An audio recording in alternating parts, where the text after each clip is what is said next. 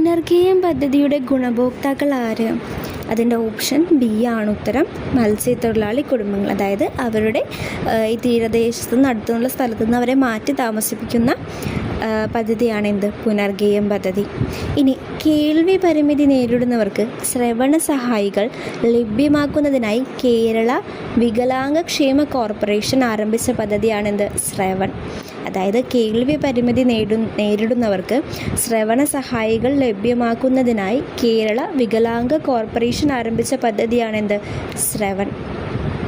കുഷ്ഠരോഗ നിർമ്മാർജ്ജന ലക്ഷ്യത്തോടെ സംസ്ഥാന ആരോഗ്യ വകുപ്പ് നടപ്പിലാക്കിയ പദ്ധതിയാണെന്ത്? എലിസ.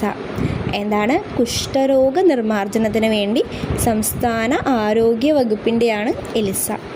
ശാരീരിക മാനസിക വെല്ലുവിളികൾ നേരിടുന്നവരും ശയ്യാരംഭരായ രോഗികളെ പരിചരിക്കുന്നവർക്കും കേരള സർക്കാർ ധനസഹായം നൽകുന്ന പദ്ധതിയാണെന്ത്?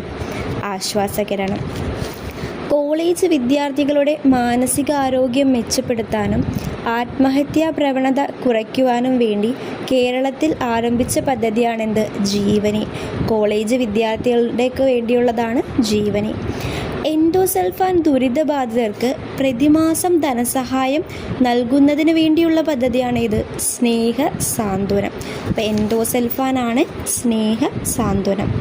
സർക്കാർ ആശുപത്രികളിൽ ജനിക്കുന്ന എല്ലാ നവജാത ശിശുക്കൾക്കും സമഗ്രമായ പരിശോധനയാണെന്ത്?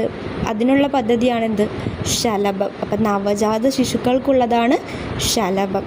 എൻഡോസൾഫാൻ ആണെങ്കിൽ സ്നേഹ സാന്ത്വനം. കോളേജ് വിദ്യാർത്ഥികളുടെ മാനസികാരോഗ്യമാണെങ്കിൽ ജീവനി. ശാരീരിക മാനസിക വെല്ലുവിളികൾ നേരിടുന്നവർക്കുള്ള ശയ്യാരംഭരായവർക്കും വേണ്ടിയുള്ളതാണെന്ത്? ആശ്വാസകിരണം. കുഷ്ഠരോഗികൾക്കാണെങ്കിൽ എലിസ. കേൾവി പരിമിതിയുള്ളവർക്ക് ശ്രവൺ. പുനർഗേയം പദ്ധതി മത്സ്യത്തൊഴിലാളികൾക്ക്.